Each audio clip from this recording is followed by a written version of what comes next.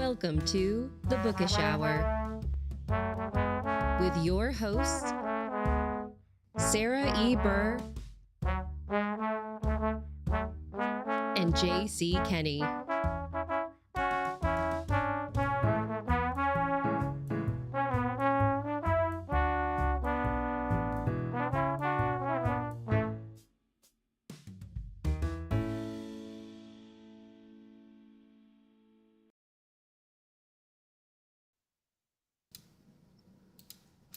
And we are live. Good evening, everyone. Welcome to the Bookish Hour. I'm Sarah Burr. And I am J.C. Kenney. Happy Baby Friday, folks. I have my drink and I'm ready to go because I need to keep something warm because we are going to chilly Maine tonight, folks. This is going to be so cool. Sarah, I think it's time to get bookish. Yes, let's get bookish tonight, everybody. Thank you so much for joining us here live. We've got folks already chiming in the chat. We've got Regina, we've got Claudia, we've got Farmhouse Reader. Good evening, everyone. Thank you for being here. And thank you to our wonderful guest, Shelley Burbank, who is joining us this evening to chat about murder and mayhem and mystery and all kinds of crazy things that are happening up in my home state of Maine and Shelley's home state of Maine. I'm really excited because it's one of the first times that we've had a location that I've been so intimately connected with. So I'm super excited to be able to chat about the Olivia Lively mysteries, which, guys, I love this character name so much. I can't even handle it, but we'll get more into that once we hear a little bit about Shelley. Shelley, for folks who are meeting you for the very first time, would you take a few moments to just introduce yourself to our audience members? Sure, and thank you so much, Sarah and JC, for inviting me here tonight. This is so exciting. I'm a little nervous, but I'll calm down, I'm sure, as I get talking. Yeah, I am a women's fiction and mystery writer, and I have wanted to be a writer from an early age, back in high school. And I originally wanted to be Danielle Steele when I grew up. It was romance for me for quite a long time. And what a lot of people might not know is that I never really intended to be a mystery author, and it sort of just happened. So I don't know how much you want me to go into my Tell us more. Background. Yeah. But I have a degree in secondary education, English, which I was planning on being a teacher while writing in the summer and becoming a world famous author in the summer. Obviously, that took a little bit longer and still hasn't happened than I thought. But I wrote quite a few short stories. I started out writing short stories, and it was around 2007 that I joined the E. Harlequin online writing group. And they had something called the Novel in a Year or Book in a Year program. And I participated in that and wrote my first full-length novel. Nice. And so that was exciting to actually finally write a full, that first time?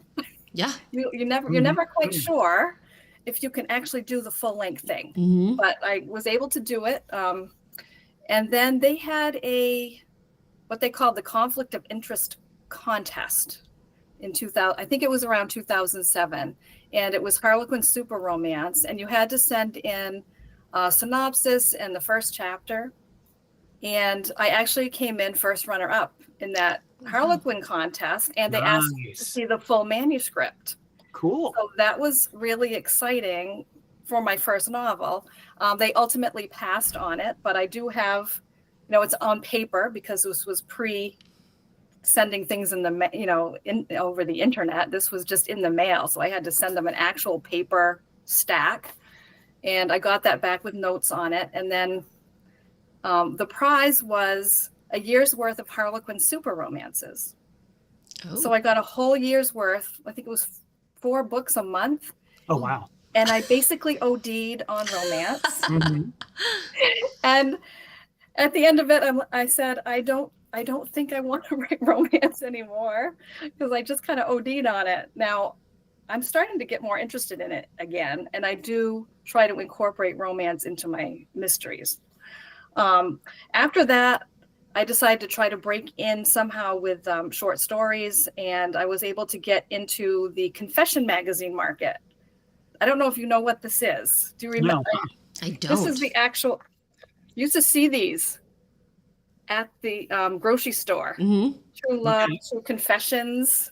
Okay. These little kind of pulp magazines were, they've been around since, I think it was like, I don't know, 98 years or something like that. Ooh. And they're called the Confessions because it's kind of like the sin, suffer, repent kind of story. And I sent them a short story and they accepted it. And I published 4 short stories and they actually paid. So that was like my first paid sale. And then they folded after 98 years. That market completely folded. I'm like, great, now what do I do? And I said, well, that was an old technology. That was an old market. I'm going to look for something new. And that's when I decided I would start publishing books on Wattpad. But I didn't, do you know what Wattpad is? I do, yes. Yeah. It's, for those of you who don't know, it's a reading and writing online website where authors can post their stories 1 chapter at a time. So it's serialized and readers can read for free. So it's kind of cool, but I didn't know at first how it all worked. I just had heard about it. I'm like, I'm going to explore this. It's time to get into something new, on the cutting edge, not old. So what I did was I had been writing some short flash fictions, about 500 words, and I was challenging myself to write in different genres because I wanted to do some exploring at this point. And I had written a short story that I thought was a mystery, but I didn't really know how to write a mystery in 500 words. So I just made her a private detective. I made my character a private detective and had her stalking her or following her cheating ex-boyfriend. And that was it. And I put it up on Wattpad, and I was just using that just to experiment with the site. And all of a sudden, I started getting these comments like, I love this. I can't wait till the next chapter comes out. And I'm like, what next chapter? It's a flash fiction story. And in fact, today I went and I looked on Wattpad to see when that was. And it was 10 years ago that I had posted that short story. And I could see my comment where I said, oh, well, this is just, a flash fiction, but I intend on, posting something longer later. Well, after enough people said, I can't wait to read the rest, I decided, well, I think I better give the people what they want. So I said, well, okay, she's a private detective. I guess I need to come up with a mystery for her to solve. So on Wattpad, there are a lot of very young and new writers. And a lot of times when they posted their stories, they'd write things like, do not copy, do not steal my idea. So I thought, well, the readers on here and the writers on here, they're very concerned about plagiarism. I think I'll write a academic plagiarism story.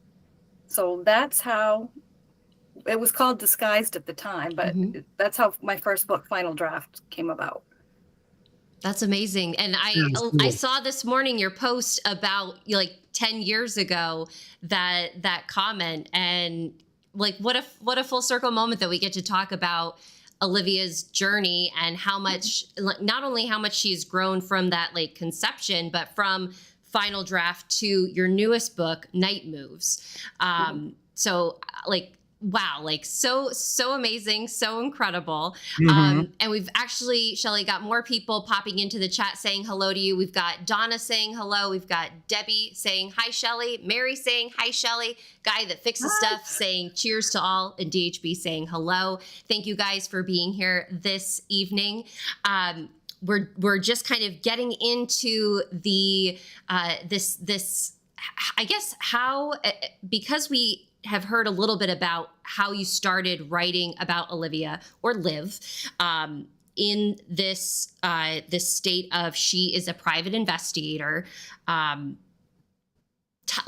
us. I mean, she has such a cool backstory because she just kind of becomes a private investigator because she kind of wants to buck the norm of what is expected of her in life because her parents are, quite well off and she didn't really need to go into this business. But she's really determined to stick it out. And like, this is what she is putting all of her energy into. So can you tell us a little bit about how Liv came to be, like how she grew from that 500 flash fiction word story to who she is today? Okay.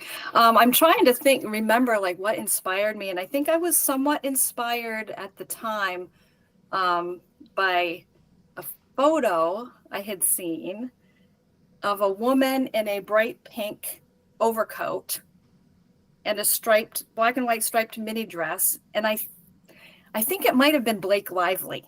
Oh, I love her. So I think that might be where Lively came from. Mm-hmm. Okay. And then I had to think of, a name, well, what goes with Lively? And I thought Olivia Lively, just sort of live lively. It's a message to all the women out there, live lively. And then I think I was interested in, because it was a fashion photo, it was very inspiring. I use fashion photos a lot to inspire me as prompts. And I was actually doing that a lot with those flash fictions. This wasn't the only flash fiction I was writing at the time. So that's how Liv came to be.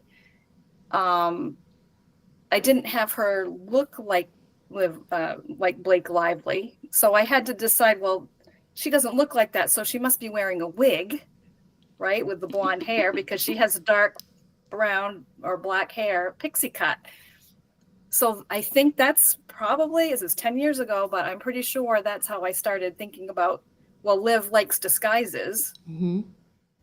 And so that's when she was in a disguise and she followed her cheating ex-boyfriend while he's out with another woman. And, that's where her sassiness came from, because she was following him and she was, she sent a bottle of champagne up to the hotel room and, basically let him know, I know what you're doing and now we're done. And I said it in Portland, Maine, because I love Portland. It's, I don't live in Portland. I live outside of the city in a small town, but I love Portland. It's such an artsy, fun, but also historical city with cobblestone streets in the old port. And I just really like the city. So that's where that came from. And as far as her backstory, I wanted her to be somewhat unique, and I wanted her to be able to be into fashion and designer clothing. So I knew she had to have sort of a upper class background, so she'd be familiar with those brands. I know there's a scene with she's putting her Ferragamo pumps on her desk. I'm like, ooh, she's fancy. She is fancy. She's, I'm not fancy. I am not like that, but I do enjoy fashion as an art form. So I enjoy looking at Vogue magazine. Mm-hmm. I enjoy fashion. I don't dress like that. I don't run in those circles. Her mother comes from wealth, old New England money, and her father does not come from so much wealth, but he is an administrator of the big hospital, which I try to meld real Portland with fake Portland. So I made up a hospital. It's not Maine Medical Center. It's a made up hospital that her father is the administrator of. Anyway. And then they try to set her up with a new cardiothoracic surgeon in book 1, and we're off to the races. So one thing I just, in getting to know Liv just a little bit, despite she reminds me a lot of Kinsey Milhone. And so since you're nodding your head, can you maybe talk about that a little? Because obviously Kinsey's background is so different from Liv's. But as I started reading, because my wife's read all of the Kinsey books. Mm-hmm. I haven't read them all, but I've read a bunch. So maybe could you talk a little bit, since you're acknowledging, there's a little bit of maybe connection there. Tell us about that. Yeah. So when I decided to turn this into a full-length book, I had, I was a Nancy Drew kid. I read Nancy Drew growing up. and I over the years I did read, a few cozies here and there, but I never really read through an entire series of cozies or even any mystery novels. Some Agatha Christie's here and there, but like I said, I never intended to really be a mystery writer. I hope people don't hold that against me. I know. No.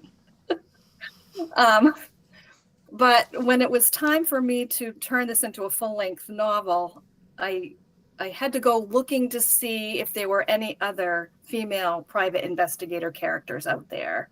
And I had read V.I. Warshawski, Sarah Paretsky. I had read one or two of her books. I kind of liked the kind of kick-butt female PI. And then I did find Sue Grafton, who did the Kinsey Millhone books. And same thing. It's like, I think these women were pioneers. These Sarah Paretsky and Sue Grafton were pioneers in that before them, I don't think there were too many female private investigators besides Miss Marple. But Miss Marple's amateur sleuth, right? So these women were professional private investigators. And so they were inspirational as far as, yes, there are comps, comp titles here. But of course, Olivia is very different from those two characters. She kind of works in different circles. She runs in different circles. It's not quite as gritty. I don't think my Olivia Lively books are quite as gritty as the VI books or the Kinsey books.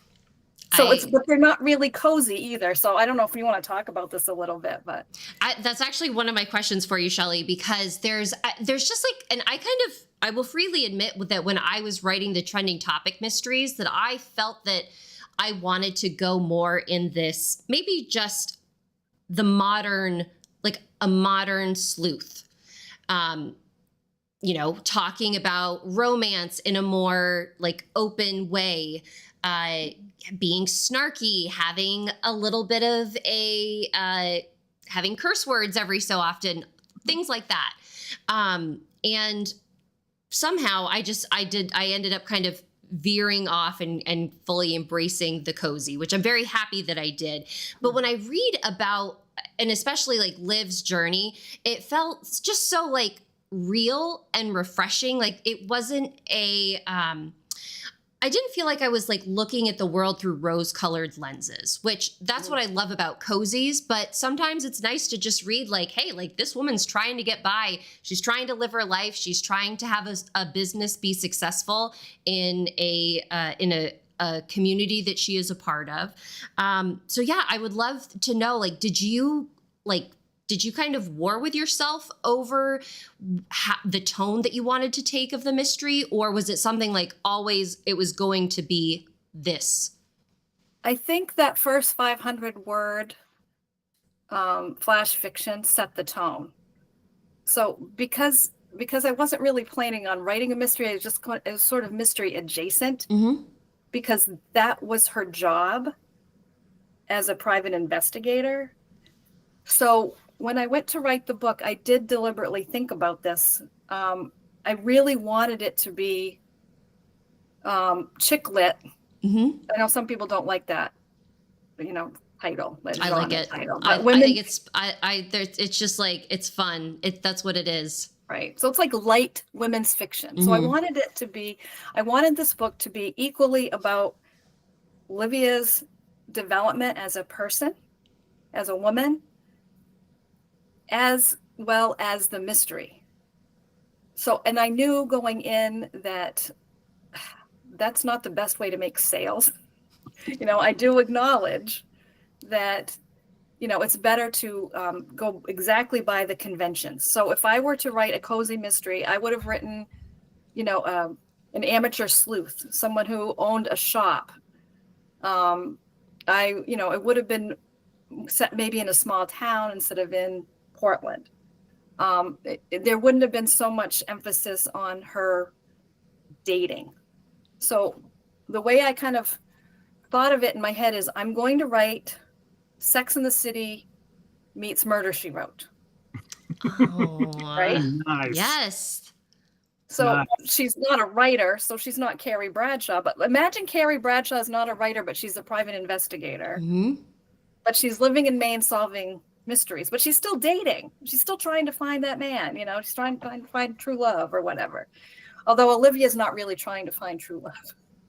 I mean, that's one thing, like, that I was so, like, again, like, it's just, like, so refreshing of a new approach to writing a relationship story because, you know, and I don't want to give too much away about the relationships in the novels because they're a really big part of what's going on. But I just thought that, and for our viewers, the way that Olivia's journey is presented, I think is really relatable, and but also just something that's like new and exciting to explore. And Shelley, real quick, you had said something about, like, you know, going away from convention may not always be a good thing for sales.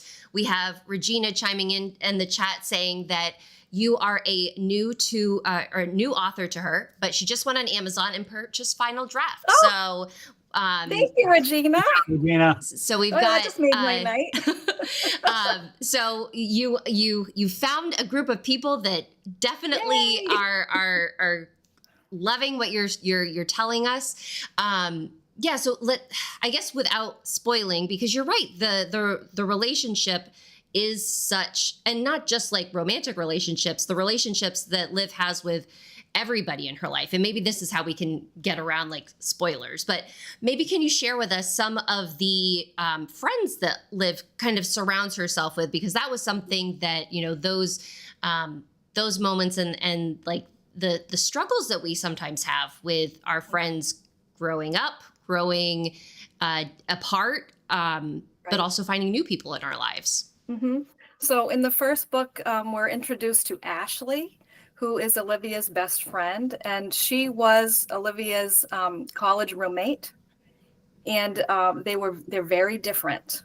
Ashley is a very nurturing person. She is a school guidance counselor, and she's always trying to encourage Liv to, get in touch with her deeper feelings. Now, Olivia she's more hardened a little. She's more, I don't know how to explain it exactly, but she's not a touchy-feely person. But I really like they kind of work off each other, and they kind of bring out the best in each other. So Ashley, for instance, gets Liv to go to a yoga class, for example. But Liv normally wouldn't go to a yoga class, but she goes with Ashley. Ashley is struggling in the first book with her fertility. So that was another theme that I brought in as the book went on. I was writing this one chapter at a time on Wattpad. So I didn't do an outline until 2/3 of the way through. Mm-hmm. So it was like every week I just wrote a chapter. So sometimes these conflicts kind of arose. So with Ashley dealing with her fertility and, trying to get pregnant, that's not something that Liv is thinking about. And Liv honestly can be a little selfish. She's very focused on her career. She really wants to make a lively investigations into a very good boutique agency. And she can be somewhat tunnel vision. And so that brought up some conflict with her friendship. So Ashley and Liv had to work that out. Liv is also, she has conflict with her mother, who is a socialite. Her mother. As such as there is in Portland. I mean, Portland social, there are people that are wealthy. I call it the country club set. They're not exactly like the Vanderbilts or something. But Tiffany really wanted Liv to follow in her footsteps and, get her liberal arts degree and then, get married to someone who was up and coming. And for Olivia, she just didn't want that life. She didn't want to live the country club lifestyle. She likes things a little grittier. She likes dating the wrong men. She's drawn to danger a little bit. So that gives her conflict with her mother, that's fun to write, actually. I enjoy writing that part. Well, giving her the name Tiffany was like, oh my God, that was so perfect. Well, and Tiffany's actually more my age because I'm in my 50s. So Tiffany is actually a good name from my era. Yeah. So that kind of works on two levels because the pop singer and of course the jewelry. Sarah, Yes. have you heard of Tiffany, the pop singer? I don't think so. That's okay. Us 50 somethings are picking on you now. So, Shelley, what I want to ask, because you brought it up. I'll be honest, at the beginning of book 2, she's hanging out with Jasper, and I'm not a Jasper fan. I love Jasper. And you talked about that she gets with kind of the wrong guys. So could you talk a little bit about that more? Kind of, like I said, thinking of Jasper specifically, but even like her first boyfriend, things didn't work out real well either. Right. Olivia is really drawn to the bad boys, and she always has been. So in the first book, there's a little bit of, I go into that a little teeny tiny bit. I don't actually want to give it away, but, even when she was a teenager at summer camp, she got involved with the wrong guy. And that caused tension with her parents, obviously, because she was still a teenager. She just doesn't like vanilla. She's not into vanilla. And she comes right out and says it. So what happens is she just dates the wrong kind of men, which sometimes women do. If you are looking for that kind of excitement and you just don't want a nice guy because you find them a little boring, then you tend to date the wrong men. And that's what she's done. But she's just broken up with another bad man who said he was going to be leaving his wife, but didn't. And then he was cheating on her with some other person. So she ditched him. And then her parents set her up with Jasper, who's this new cardiothoracic surgeon. And they kind of have some nice banter. And in book 1, she decides to give the nice guy a try. I will disagree with JC and say that I am actually a fan of Jasper because there's this maturity that he brings that I don't know. I just found that their relationship was very interesting because they very much want different things, but they like each other. So it's like, how do they deal with that? But Shelley, we have a question from one of our viewers, and I actually have almost the exact same question. So DHB, you're beating me to the punch.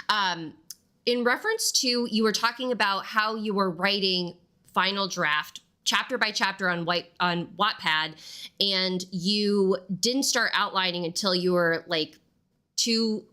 halfway done. DHB would like to know, how do you build out a story? Is it all in your head when you start, or did it develop as you went along? And to maybe add on to that question, were there moments where you were ever like, man, I'm on chapter 10 and I really wish I could make an edit to chapter 2 because of what I want to do, because of the forum that you're working in? Right. This wasn't with Final Draft. This was actually with... it was with Final Draft. I'm sorry. It was called Disguised at the time. Yeah, I think I just kind of kept going, and I would write little notes to myself. And I just kind of kept going to see what would happen. So it was definitely a first draft on Wattpad. People would give feedback. Readers would give feedback, and I would take that into consideration. But about 2/3 of the way through, I realized I need to outline this because I've got everything in place. Like, I brought in all these threads. I brought in the romance relationship thread. I brought in the plagiarism case thread. I brought in the mother conflict thread, the Ashley, friendship thread. I'm like, I need to figure out what's going to happen. I knew when about the time I started, I knew what the end was going to be. I did know whether or not Mason Falwell actually stole the student's manuscript. So it's a plagiarism case. So for those of you who don't know, Olivia is approached by a master's in fine arts and writing student claiming that his mentor in his master's degree program has stolen his novel and has sold it and it's going to be published. So Cooper is the name of the student, approaches Olivia to hire her to prove that he actually wrote this book. So I knew how it was going to end, and I knew who did it and why. But around 2/3 of the way there, I needed to figure out how I was going to get there. So that's when I went through and planned the rest of the book. I don't remember, it's 10 years ago. I don't remember feeling like, oh, I need to change something in chapter 2. It's possible on the rewrite that I did that. Sorry, I can't remember. No, that's basically how it worked. I wrote chapter, and then I got to the point where I'm like, I need to figure out how it's all going to work out from here to make it work. I can wrap this thing up so it doesn't go on to be 500, George R.R. Martin of PI books. So. Right. So, that first off, I just want to say, I'm getting myself a little bit of self-validation because Claudia is chiming in, and Claudia also is not a fan of Jasper. So I'm not alone. I saw that, Claudia. I'm thinking, well, maybe I have a soft spot for people named Jasper in books. Maybe, so maybe, yeah. But so Shelley, what I'd be really interested to know is, well, I want to know a lot of things, but with regard to, it's been such an incredible lesson for all of us to hear how Final Draft ended up coming to be. Can you talk about then the process for book number 2 for Night Moves? Because I'm assuming, and I apologize, I shouldn't assume, I know, but I'm assuming you didn't do that on Wattpad. I did not. In fact, I probably cut myself off a little bit on the Final Draft story because I forgot to talk about how it came to be published by a small press. Yeah, so tell us that. Okay, so after I finished Final Draft on Wattpad, I was approached by Wattpad to be part of their paid program. So I did at that point get editorial work. A Wattpad editor helped me rewrite it. So I did get some developmental and copy editing, and it was on the Wattpad paid program, which people can buy coins and then they can use those coins to read the chapters. So at that point, I took down my original and the new one went up, and it was there for a year. And after a year, I was talking to a friend of mine who is published by a small press here in Maine called Encircle Publications. And they were putting out some really good mysteries, some good books, and not just mysteries. They also had some poetry and they also had some literary fiction. And I talked to him, this friend of mine who was publishing with them, and he gave me kind of an intro, and I submitted the manuscript to them, and they came back in 2022 and offered me a contract. So I had to decide at that point whether or not I wanted to try to get an agent and, go in that direction, or if I wanted to go with a small press, or if I wanted to do indie publishing. I wasn't sure. But I really, really liked the idea of a small press because I thought, well, there's going to be a nice group of writers, which there are. There's more input.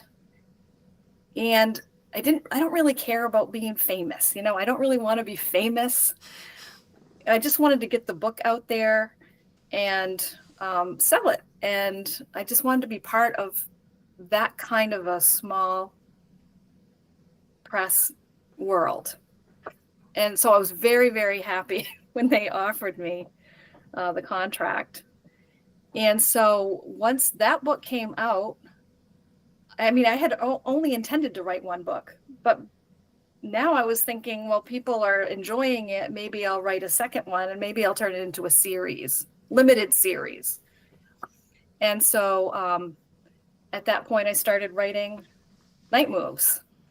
And it was kind of interesting because I got this woman named a writer named Kathy Lynn Emerson. She's also goes by Caitlin Dunnett.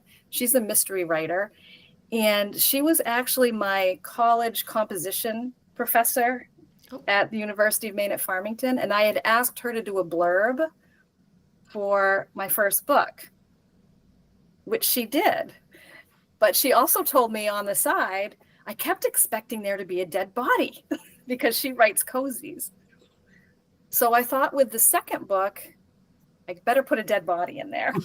So that's how I came to write a murder mystery. I did not want to do a murder mystery the first time. I thought an academic plagiarism case would be unique. But with the second one, I'm like, okay, I'm going to challenge myself. And actually, this book, I had started out writing, it was going to be a prequel novella. So I wanted to write a prequel novella that I could use to get people interested in Olivia, so that they buy the first book. But once I got writing this murder mystery, more threads came into my head, and I decided, okay, this is going to be book 2. So that time I did have to go back and make a lot of changes because it was a prequel. So when I first wrote it, her cheating ex-boyfriend was in the picture, but I had to take him out and start with Jasper in the picture. Jasper, boo. We've got. Well, who do you like? Do you like Snow? Do you like Agent Snow? No, I just want to say that Holly Burbank agrees with me. And she says that Jasper is too needy. And so I'm thinking with a Burbank last name, we got some family action going on there. That's my thing. And it's like I get it. He's a thoracic surgeon, super brilliant dude. People like that, yeah, they've got the egos and stuff like that. I'll be honest, I'm a little more of a fan of Van. Maybe it's the underdog thing, and I'm not saying that's necessarily the way things should go given Van's circumstances, but I kind of, that took a lot out of him to come visit Liv. So could you maybe talk about that a little bit? Because that kind of sets things in motion. Right. So I had to think about where the dead body was going to show up, who the dead body was going to be, and how she happened to get there to discover it. And I knew I wanted Liv to be struggling a little bit with her business because the first case was it was with a major author. So there was a lot of publicity, got her a lot of business, which was great.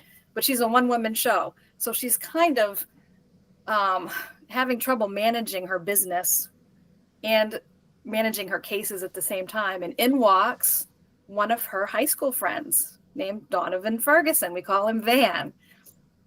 And he wants Liv to investigate his wife, Alice, who he suspects is having an affair with his brother.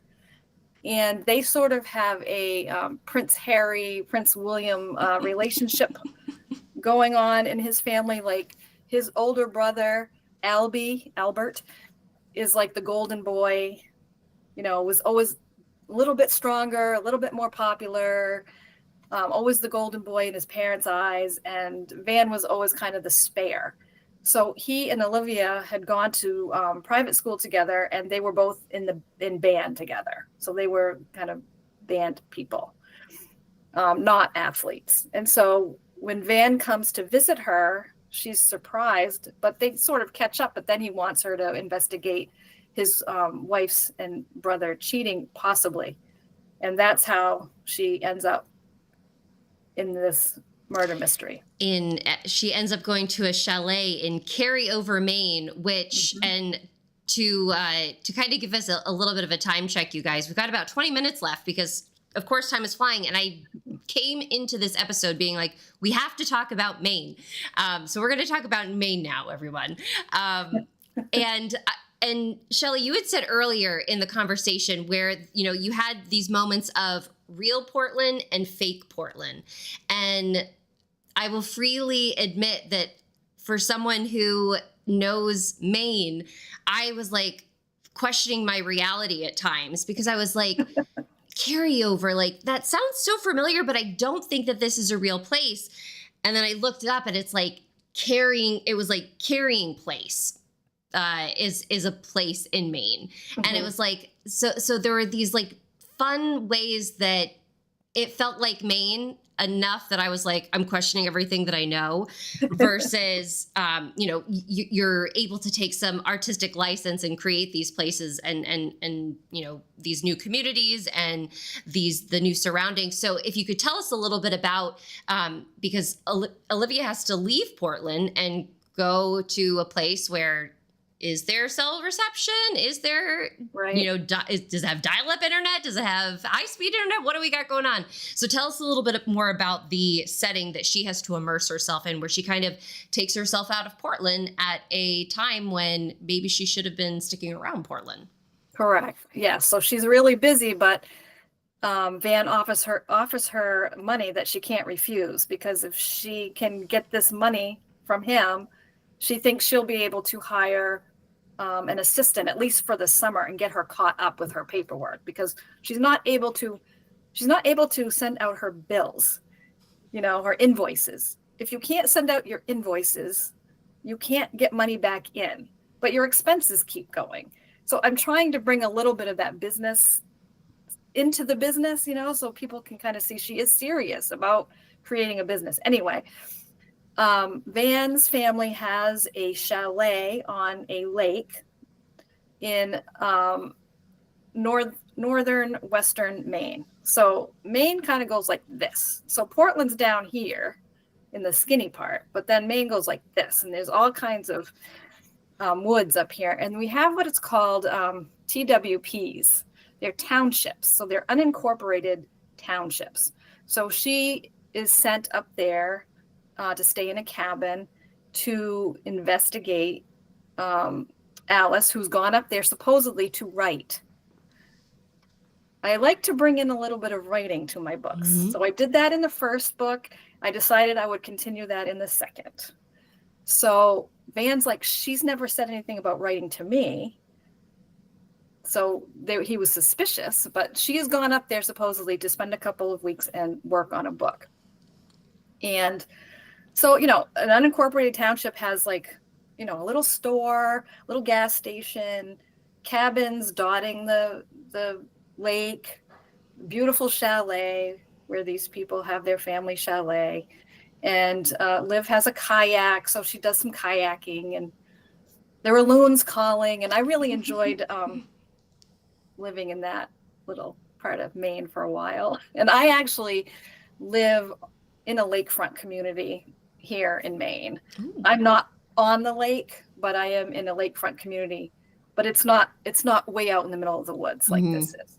And when you get up there in Maine, and sometimes you don't have cell phone service, and that becomes a plot point. And sometimes you have storms come through and the power goes out. Sometimes the power goes out even when there isn't a storm. It's just like sometimes, and that happens everywhere, as we know. That happens everywhere. But up there, things take a little bit longer maybe for the power to come back on. So she's up there, out of Portland, out of her element. And, it was very much, I wanted kind of a summer feel to this book. Mm-hmm. So I don't know if that answers your question. No, it does. And it actually brings up a question for me to you about your time in Maine.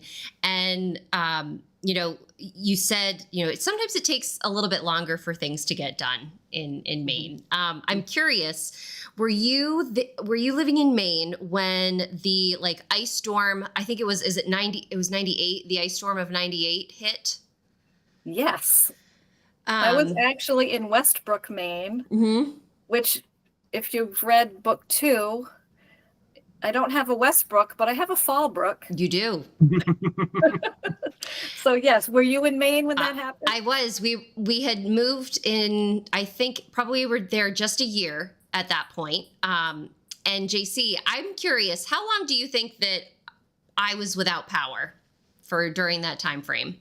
Well, I can tell you there was a huge ice storm that came through Indiana in 1988 before you were born.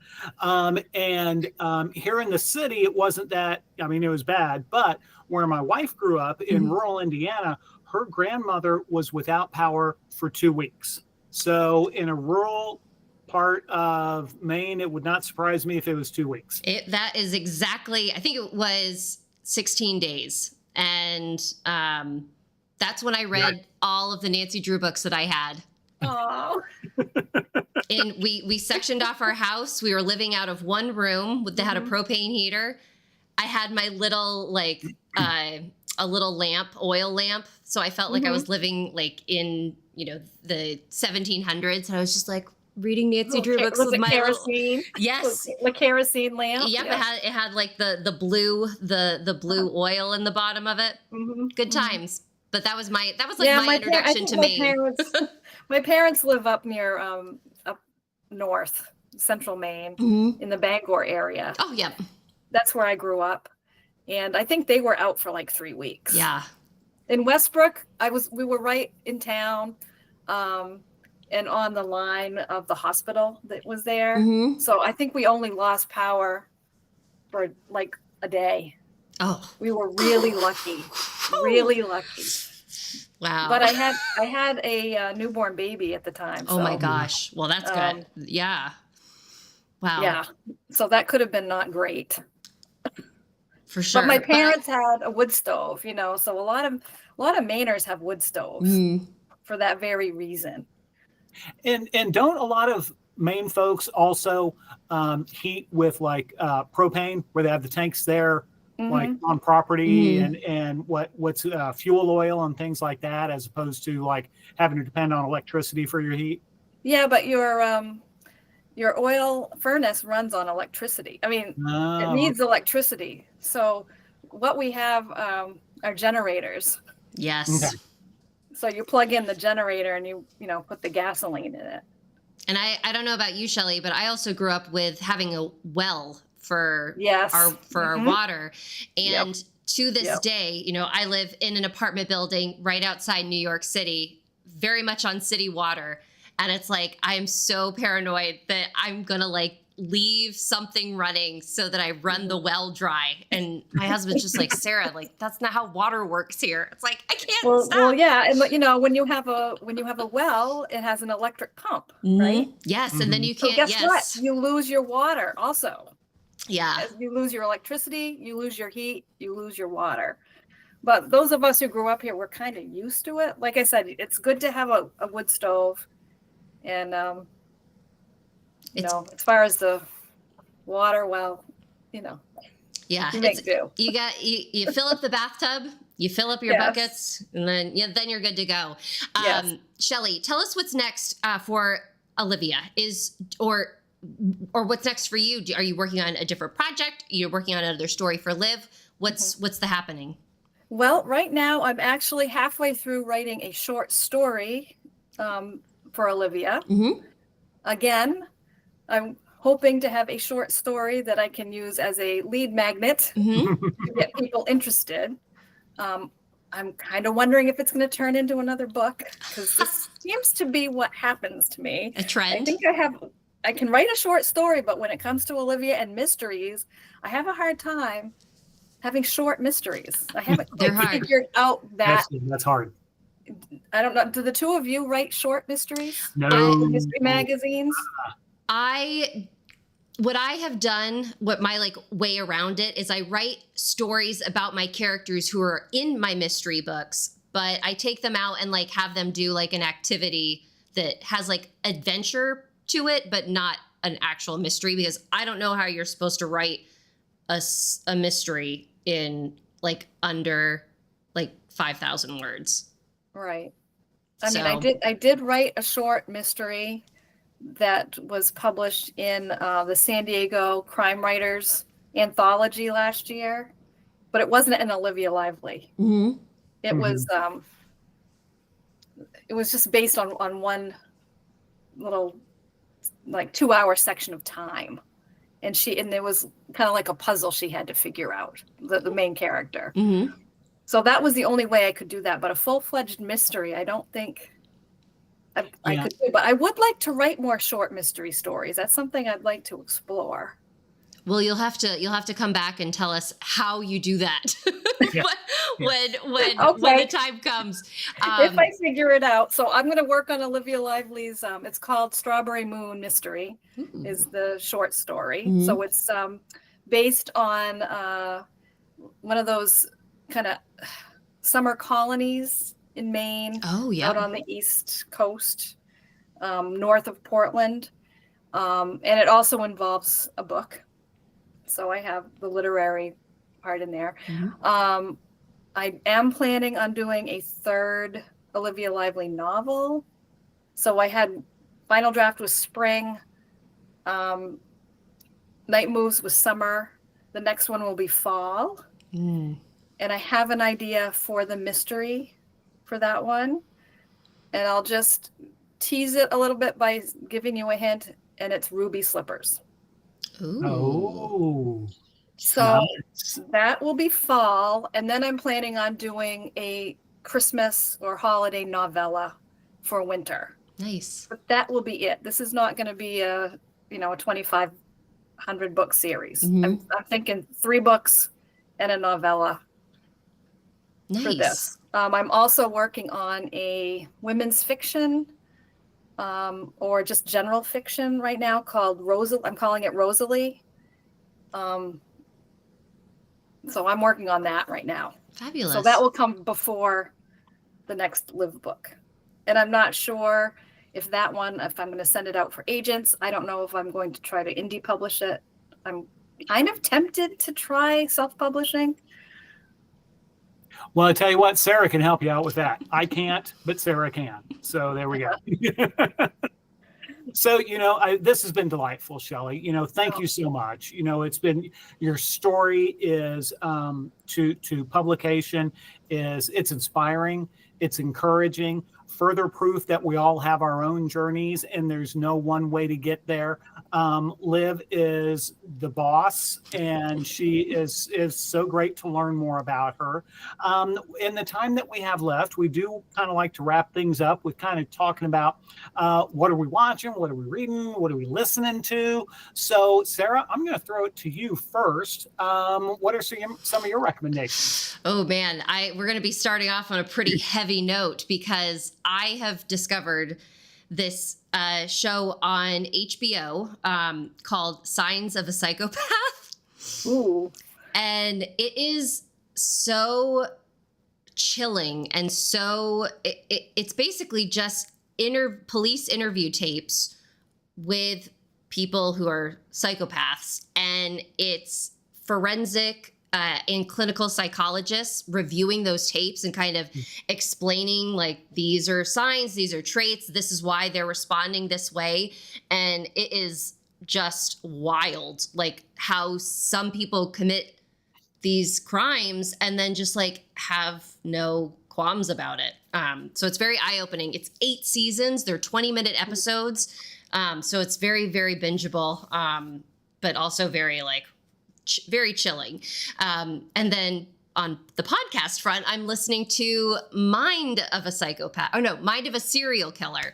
And again, it's a clinical psychologist going through, I don't know why I'm like in a clinical psychologist phase right now, but going through these people who have been serial killers throughout history and pointing to different events in their life, different interactions that they've had, and how those defined who they were. Because the whole question is, are you born a psychopath or are you made a psychopath? And this podcast is exploring that. So how was that for fun recommendations? Good time. Wow.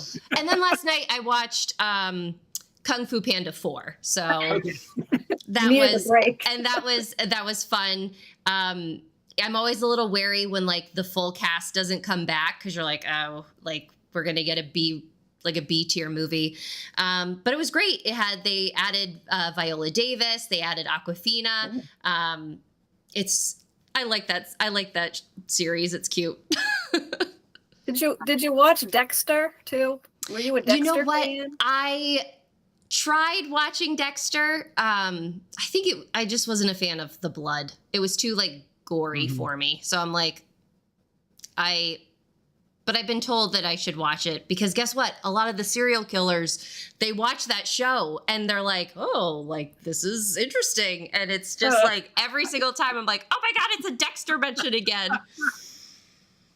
I was just talking to a friend about this obsession that we all have with psychopaths lately. It's weird.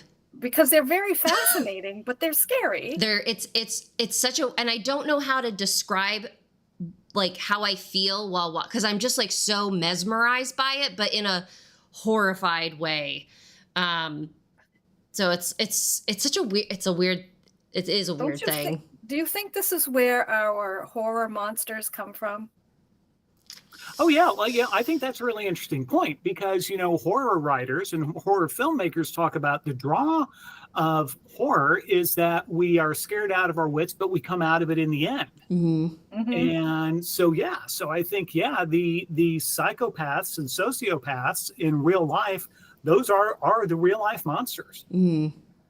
But we don't come out of it at the end with those guys. Oh man. Oh, I know. I just listened. I can't think of the name of it, but I did just listen to like a 8-part series podcast. It might have been a Dateline about like it was like a new psychopath being born kind of thing. He was a movie. He was up in Canada. The Man in the Black Mask.